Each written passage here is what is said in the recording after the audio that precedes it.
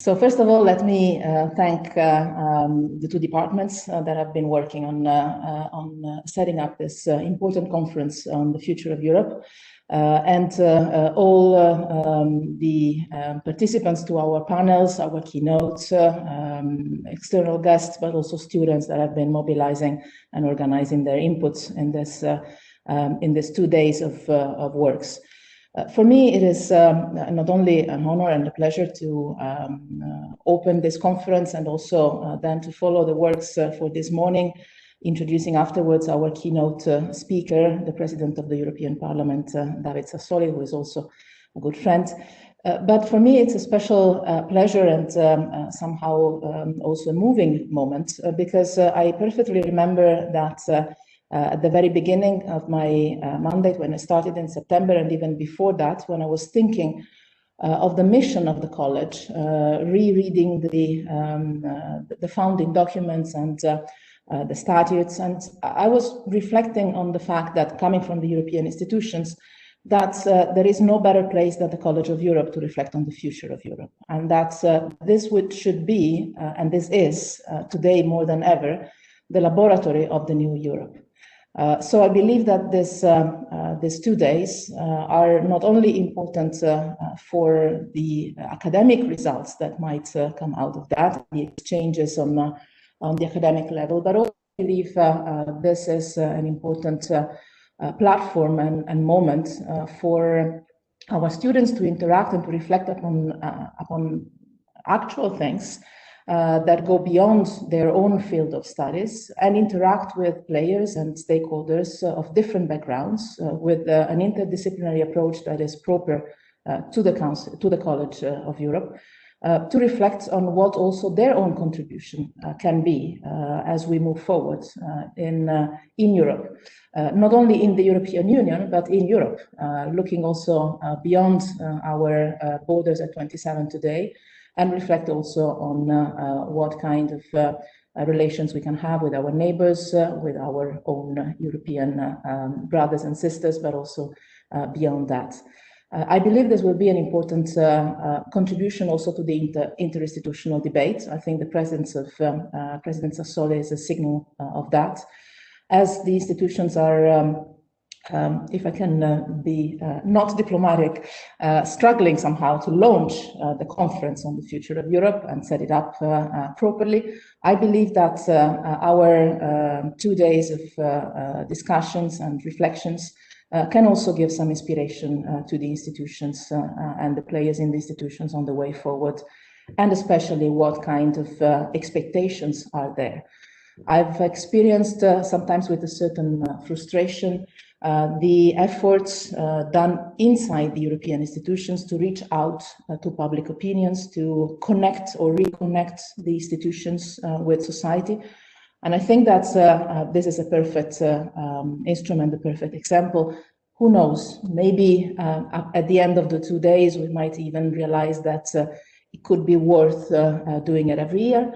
Let's see what comes out of that. But I think that it will be an exciting 2 days. I'm really looking forward to follow the sessions as much as I can and listen to the different points of view and different analysis and expectations that will be put forward during these 2 days of work. Again, let me thank all the participants, and in particular the departments that have been working on this, the Director of Studies, professors, all that have managed to put in place this amazing program about which I'm extremely excited. And again, I'll stop here and leave the floor to you for starting the works.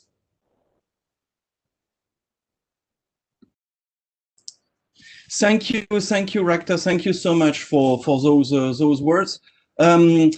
I will express myself in French, as the College of Europe is a bilingual institution, but I'll keep it short. So if you don't speak French, don't leave in 2 minutes. We'll switch back to English. Donc je vais être bref parce que le programme est chargé et que nous avons de nombreux intervenants. En 2000, j'avais participé à une conférence académique qui était organisée par Paul Magnat, qui sera avec nous demain, au sujet de la possibilité ou de l'utilité de rédiger une constitution pour l'Union européenne. Je commençais déjà à réfléchir à cette question-là, et je faisais partie dans cette conférence des rares sceptiques qui ne pensait pas que cette constitution était une bonne idée et surtout qu'elle créerait un certain nombre de difficultés. J'en voyais deux. Il y avait la question de l'élaboration. Alors par la suite, il s'est avéré que c'était une convention qui était plus ouverte, mais ce n'était pas encore envisagé à l'époque. Et il y avait aussi la question du rapport aux politiques. À mon sens, si on veut justifier un saut dans l'intégration politique, donc la politique, il faut aussi un saut dans l'intégration politique des politiques. D'une certaine manière, je pense que les réformes institutionnelles réussies dans l'histoire de l'Union européenne ont toujours lié la forme et le fond dans une logique de justification de plus d'intégration politique par des ambitions en termes d'action publique. C'est ce qu'on a eu pour l'acte unique européen, c'est ce qu'on a eu pour le traité de Maastricht, plus d'intégration parce que plus d'ambition dans les politiques. Et la Constitution était très différente parce que c'était un texte qui était élaboré sans vision d'approfondissement de l'Union européenne pour ce qui est de la substance et qui était élaboré sans contribution directe de la société civile. Et je pense que c'était une erreur et à mon sens, le rejet a été assez logique. Le grand enjeu pour la conférence sur l'avenir de l'Union, aujourd'hui, c'est de faire autrement et de faire mieux. Et je pense que sur les deux points, on touche au vrai.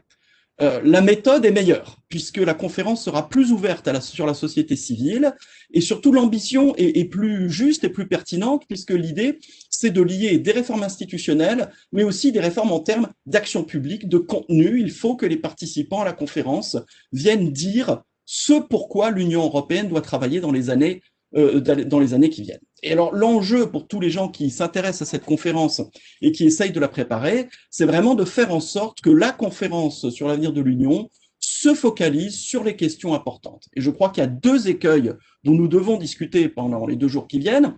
Le premier serait que la conférence sur l'avenir de l'Union travaille et discute sur des détails sans importance pour lesquels des solutions existent dans les tiroirs de la Commission, dans les tiroirs du Parlement européen, et ne perde pas son temps sur ça. Il faut aussi que la conférence sur l'avenir de l'Union évite une discussion, je dirais, théologique sur l'intégration européenne, sur ses vices et sur ses vertus, parce que l'accord sur ces questions-là est impossible. Il faut donc trouver un point d'équilibre, faire en sorte que la conférence propose des réformes substantielles, mais cadrées. Et le but de notre conférence pendant ces 2 jours, c'est d'essayer d'identifier un certain nombre de sujets et de problématiques, de concepts et d'idées, de solutions et d'objectifs qui, idéalement, pourront inspirer les travaux des membres de la conférence sur l'avenir de l'Union et participer à son succès. Merci. Merci beaucoup, Olivier. Then let me also, on behalf of the Law Department, express a very warm welcome to all of you that have joined us online and that keep on joining us online, as I see. Each and every EU citizen, whether you're an academic or a politician, or a citizen, is impacted by the European Union, thus has to claim ownership of the European Union and has to feel responsible for the European Union. This is in a nutshell what I believe the Conference on the Future of Europe is all about. We will discuss during 2 days what the future of Europe could behold. What I would like to do here very briefly is just to point to 2 pitfalls that I feel we should avoid in our 2 days of discussions. The first pitfall, and a very important one, is complacency. Is to think that all is fine, let it run, and it will run smoothly. I would like to remind us all at the start of this conference that the European integration itself is a very, very important project. It's a peace project, never forget that. It's also an inherently dynamic process, and it is constantly adapting to changing contexts. So it is important to constantly, not just today and tomorrow, but to constantly, positively, critically assess the European integration process. I think we've had a very recent reminder in the US that democracy is fragile. We also know that peace is not to be taken for granted. The European Union, we should not forget, is a relatively young and special project, and it is in need of thorough reflection, support, but also protection. The second pitfall that I would like to put up front here is not to adopt a black and white vision, and to reject the European project on the whole, at least not without a good alternative, as Brexit has shown. Instead, what needs to be done and what we should be doing in those 2 days is to identify the strengths and the flaws of the current system, then to build further on the strengths and to correct the flaws. So once again, not to reject the European integration process as a whole, at least not without a viable alternative, but also not just to embrace it as it is without a critical stance. Now, we hope that this conference will help to kickstart the debate on the future of Europe. I'm glad to see that we've had a massive response, if I may say so, to this conference. We have over 1,300 registrations, and I see that the numbers of people joining us now online is rapidly increasing. So a lot of people will want to have an input in this conference. So without further ado, I will immediately give the floor now to our 2 other co-organizers, Karin Koons and Sascha Gerben, to explain the setup and the purpose of this conference. Good morning, and thank you for joining us today. First, on behalf of the European Law Journal and as its editor-in-chief, I would like to thank the College of Europe for its wonderful collaboration. Rector Federica Mogherini, Inge Govert and Sascha Gerben for the Law Department, and Olivier Costa for the Political Science Department immediately said yes to the idea of organizing this conference. I believe it is because the College of Europe and the European Law Journal share the same philosophy and convictions. The convictions that both interdisciplinarity and the coming together of scholars and practitioners are simply vital to better understand European integration. They are also essential to adapt and innovate in order to tackle current and future challenges. United in diversity is not only the motto of the European Union, it is also the only fruitful and meaningful way forward. Due to the enormity and the global scale of the challenges we have to face, from climate change to the digital revolution, without forgetting, of course, the current pandemic now in its second wave, we will only find solutions if we unite together, citizens, experts, and politicians. In this regard, the pandemic has shed light on very dangerous and pernicious waves of disinformation, illiberal or anti-democratic narratives, and conspiracy theories. They have only one goal, the dismantlement of our democratic way of life. They would want us to believe that, for example, in the case of the pandemic, non-democratic regimes have fared much better than democratic ones, as if the virus knew boundaries linked to the nature of political regimes. And despite the fact that, had it been the case, the COVID-19 would have never spread out of China. They would want us to believe that citizens, experts, and politicians are very rigid categories, that they are very different species who cannot understand each other's. The perpetrators of such fake narratives have one main strategy: divide to conquer. This is the reason why, on the contrary, we have to promote dialogue between citizens, experts, and politicians. We have to show concretely that they complement each other.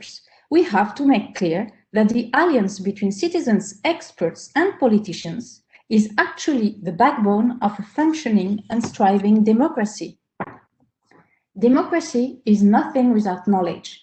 There is no real freedom of choice without informed citizens. Knowledge is the only way to fight disinformation and fear. To be sure, it cannot provide 100% certainty, but it is key to freedom and the preservation of equality. It is also key to foster trust, trust between citizens who have to make and orientate fundamental choices, experts who try to share information and innovative ideas, politicians who have to make informed choices on behalf of citizens and implement their preferences into concrete actions. For all these reasons, the upcoming conference on the future of Europe could not happen at a better and more crucial time. Some say, why waste our time with it when we still have to fight against the pandemic and cope? However, what the pandemic has shown us is that decisions that seemed unthinkable before have become a reality, such as the forward-looking Next Generation EU Recovery Plan and the creation of a European financial solidarity mechanism. We also have to develop our capacity to anticipate and adapt quickly to fast-evolving challenges and circumstances. We have to be both innovative and flexible. The societal choices that need to be made are too fundamental not to involve citizens. These choices would backfire without the consent of citizens. These choices should not be robbed from citizens as populist and anti-democratic regimes do and would love us to do as well. For all these reasons, it is crucial that the Conference on the Future of Europe happens this year. It is an opportunity to strengthen our democracies, because democracy is our common inheritance and one of our most fundamental values. The Conference on the Future of Europe is an opportunity for us to foster dialogue and trust between citizens, experts, and politicians. But for this, we need the cooperation of all, and everyone has to take her responsibilities. Citizens have to engage with the experiment. Experts have to contribute with information, answering citizens' questions, so that they can make informed choices. Politicians have to concretely support the Conference on the Future of Europe, but also take into consideration its results and transform them into concrete actions. Today, we, the so-called experts, are taking our responsibilities. We are organizing and taking part in this interdisciplinary conference to say, yes, you, citizens and politicians, can count on us to participate to the best of our abilities in our common European democratic adventure. We have thus gathered together academics from various scientific fields, practitioners at European and national levels, representatives of civil society, to engage in a debate over the meaning of our togetherness within the EU and as the European Union. Like in any relationship, challenges are testing our solidarity and the solidity of the democratic bonds that unite us.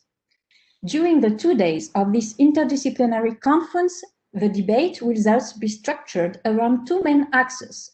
Axis number one, what kind of political project could or should the European Union be? What kind of issues could or should it tackle and how? Axis number two, for what kind of polity would the EU could or should be? In this regard, it is worth stressing again that the architecture of the EU itself should not be left in the hands of experts and politicians only. The challenges are too crucial for not putting the citizens at the heart of the European construct. This is what taking democracy seriously requires. As Jean-Louis Camon, a great European thinker, scholar, and humanist who recently passed away, emphasized, the future of Europe will be democratic or will not be. I would like to dedicate this conference to his memory. Lastly, thank you very much to the 300 attendees for your participation. We look forward to discussing with you. And for those who will not be able to attend the full conference, please know that the presentations, enriched by the input received during the conference, will soon be published in a special double issue of the European Law Journal, in order to precisely have further debate. Once upon a time, the EU was a practical ideal. It was and it remains a necessary dream and promise to overcome together common challenges. It is up to us to turn it into reality. Thank you very much and have a nice debate. And now I leave the floor to Sasha Garben, who will also give you more concrete details about the conference itself.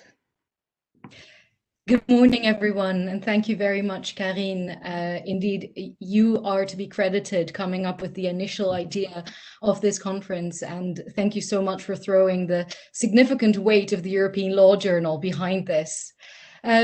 So I realize that I am the only thing standing in between all of you and the highly anticipated keynote speech by the President of the European Parliament.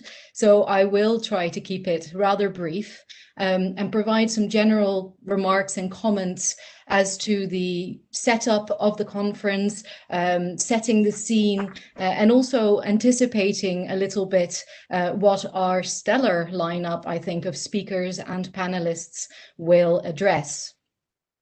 So this is a conference about a conference, the Conference on the Future of Europe, which, as has been noted, was supposed to have been launched about a year ago and then wasn't, got stalled. Of course, a little thing called COVID-19 happened in the meantime, but at the same time, it turns out it is not just the pandemic that has prevented the successful launch of the Conference on the Future of Europe.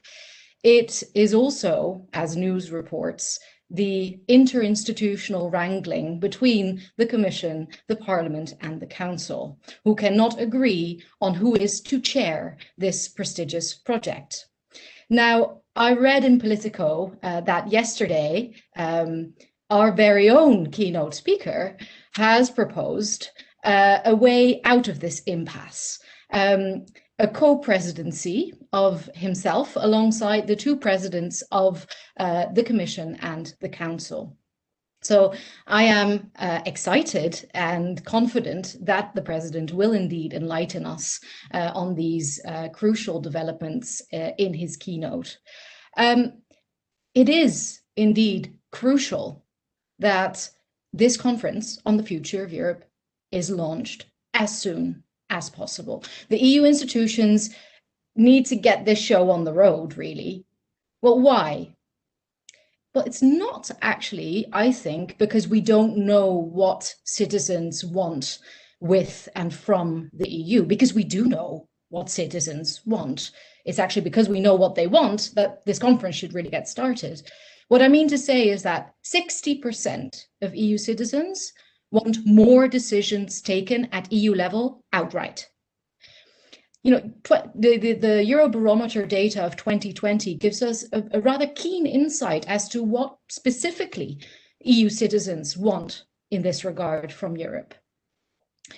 More than 70%, 78% to be precise, want the EU to take new measures to tackle gender inequality in the workplace, which is a strong signal that maybe the EU institutions should finally get a move on this stalled directive on gender balance on boards, for instance.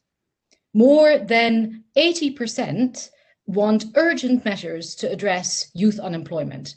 Now, okay, we have the reinforced youth guarantee, but maybe the citizens want something a little bit more legally binding.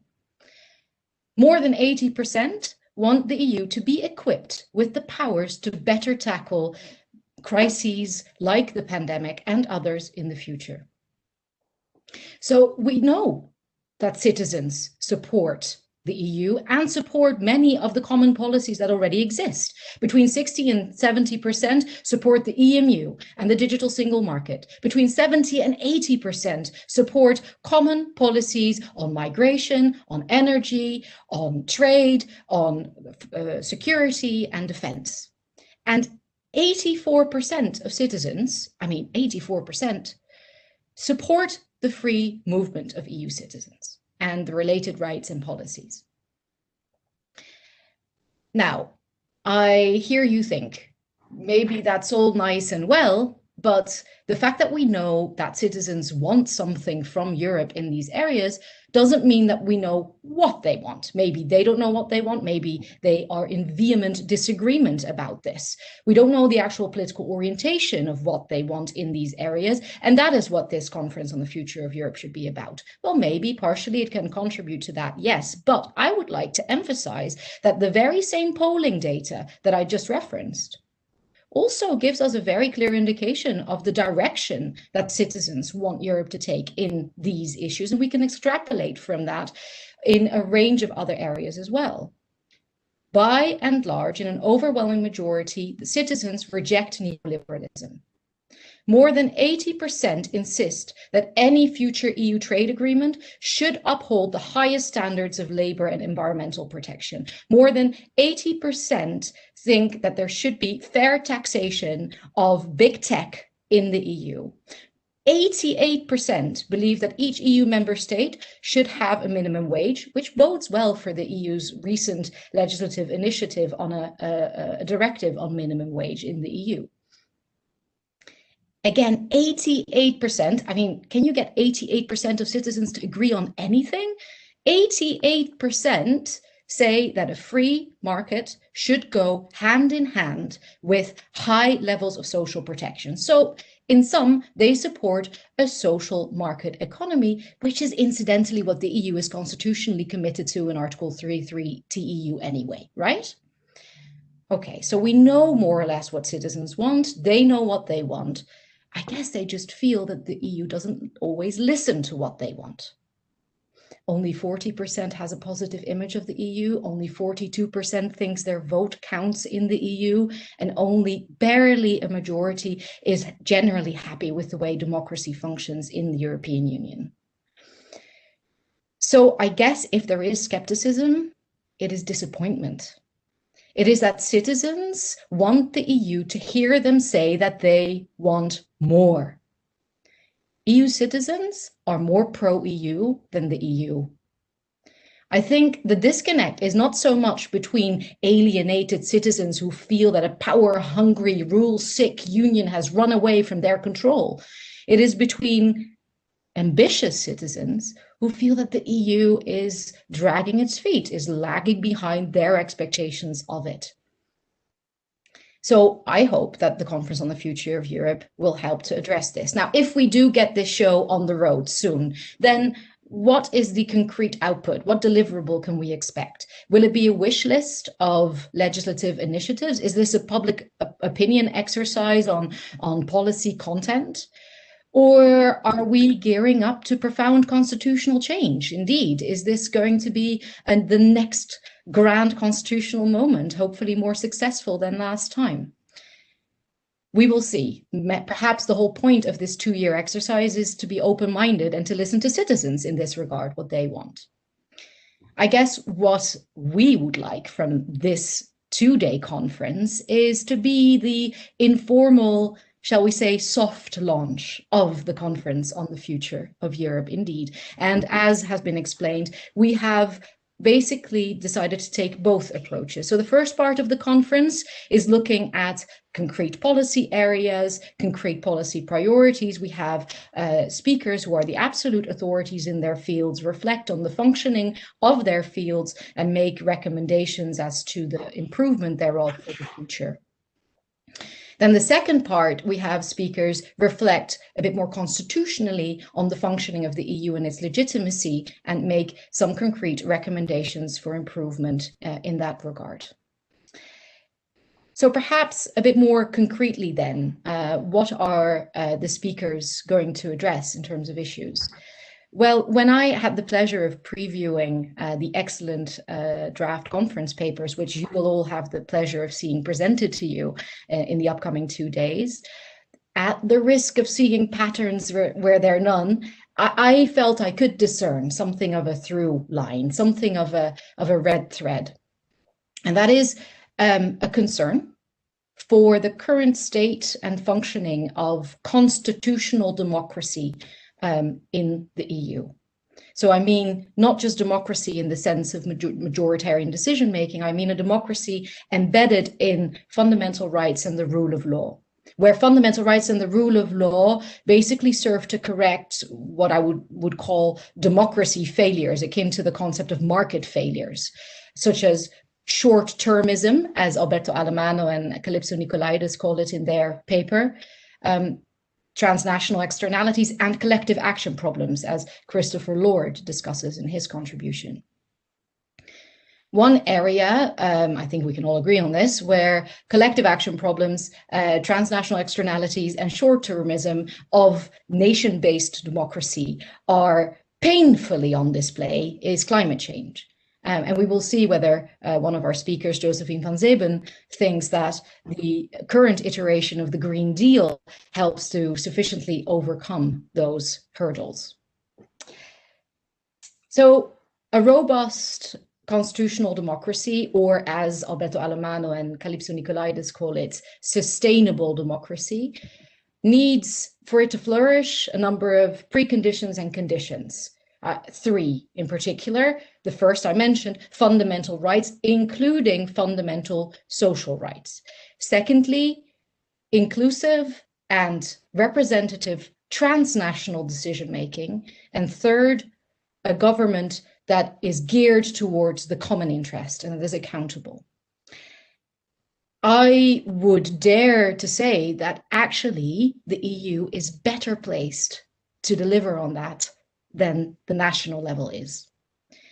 Unfortunately, however, as all the papers reveal, the EU is falling behind on its potential, at least in some of the areas of its functioning in these regards. As regards fundamental rights, Elspeth Gild in the area of migration asks very worryingly, why does nobody listen? Why do none of the EU institutions listen to the Fundamental Rights Agency? And she looks to the European Parliament to uphold the rule of law and fundamental rights in respect of the pact specifically. Olivier de Schutter is looking at the difficulty the EU has to uphold fundamental rights, the rule of law, democracy in its own member states. And Amandine Crespi takes issue with the continued supremacy, that she calls it, of economic freedoms over fundamental social rights, and argues that all EU decision-making, including in the European semester, should comply with the European pillar of social rights. And it's not only with regard to fundamental rights that apparently, according to our speakers, the EU is falling short. It's also on those other counts. Our very own Olivier Costa has, in his paper... Testing, 1, 2. Hello, European Parliament. Welcome. We are live, and within a couple of minutes, I will pass the floor to you, and within 5 minutes, I will pass the floor to you and the President, if that is okay.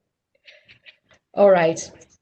So I was saying that our very own Olivier Costa has argued that there is the continued problem that European Parliament elections are second-order national elections, and he is arguing for transnational lists in this regard.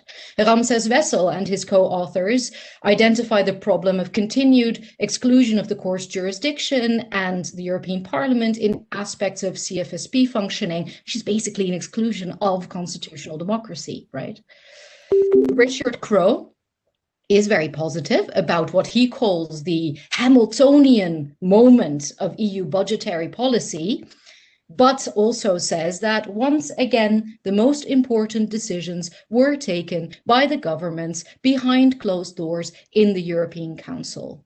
Now, for those of you who have seen the musical Hamilton, you may therefore say that the Council is still the room where it happens. And the doors of that room remain fully shut still, it appears. It is Alexander Turk who reminds us that the EU legislative process is but one of the normative spaces, he calls it, in which the EU produces norms. There's also delegation, there is soft law, there are these hybrid spaces on the fringes of the EU institutional and legal framework. We may add to that these differentiated spaces that perhaps Michael Keating will address.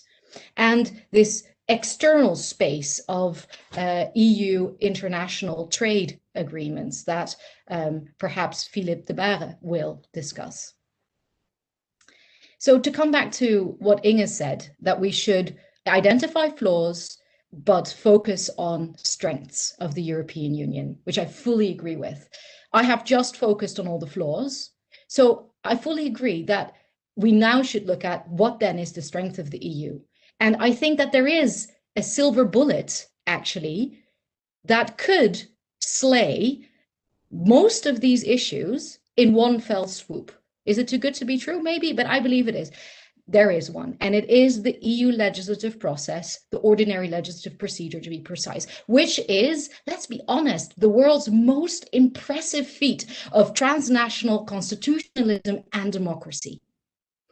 The Court of Justice is there with judicial review to uphold the rule of law and the respect of fundamental rights laid down in the Charter. There is triple-tracked democratic legitimacy sourced via the directly elected European Parliament, via the national parliaments in the early warning system, and indirectly in the Council. There is the Commission as the guardian of the treaties and the guardian of the common interest, an honest broker between the member states, and protecting their equality. And there are wide-ranging public consultation requirements to consult civil society, but also to ensure that privileged actors, such as the social partners, representatives of management and labor, and the regions have their say. So, as far as I'm concerned, what the Conference on the Future of Europe should do is to ensure the necessary constitutional change, that the decisions that matter, that pay all decisions taken by the EU, are taken in that one normative space, as per Alexander Turk, that genuinely represents EU citizens and that we can all be so proud of. I imagine the European Parliament will actually agree with that, but I of course leave it to the president of that honored institution to agree, disagree, or completely disregard everything I've just said. But in any case, I look forward very much to that keynote, and I look forward very, very much to this entire conference and all the exchanges indeed. I'm going to pass the floor back to our rector, and I imagine that the President of the European Parliament will join us instantaneously. Thank you very much. Thank you very much, Sasha. Thank you, Karin. Thank you, Olivier and Inge. I think knowing how the schedule of presidents and ministers and high officials are, I guess that the president will join us sharp on time when he is expected to join us, which leaves us still a few minutes. I will be happy to introduce him immediately after he joins. Maybe I can share with all our participants a technical note. The president will be speaking in Italian with a translation provided by the European Parliament, and then we will open up for questions. As he speaks, but also now start reflecting on issues to raise or comments to make, because he will be happy to speak, not for a too long keynote speech, but take more questions afterwards, which I think is an extremely positive dynamic for a conference like ours.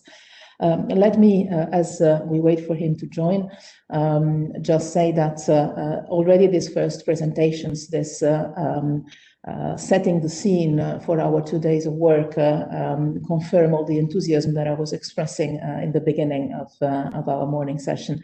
I really believe that this conference can play a very important role, not only for those that will participate, as Inga mentioned, more than 1,300 registered participants that we expect over the 2 days. So extremely high numbers in times of a certain inflation of webinars and conferences online. This is quite remarkable. And I think this is the signal of a desire, of a need even to take ownership and to participate to something that can shape the future of our common house. I'm sure that we will talk more about that with the president in a few minutes. And maybe we can, yes, just wait for him to join us and maybe take a break. Not a break, but a breathe, as we've been, yes, now online already for this 45. I'm sure that he will be joining us in a couple of minutes. So stay online, stay tuned, and if you have friends that are joining, tell them that this is the time to listen to the President of the European Parliament.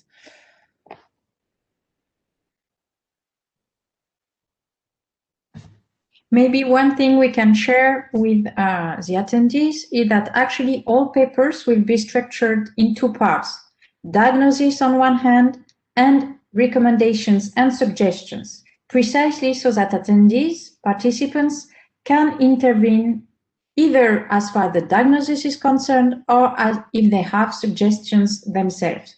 And the way we structured the conference is that we leave ample time for discussion among panelists, but also with all the participants. And we'll do the same with David Sassoli, that the rector is going to introduce. In 1 minute, stay tuned and thank you.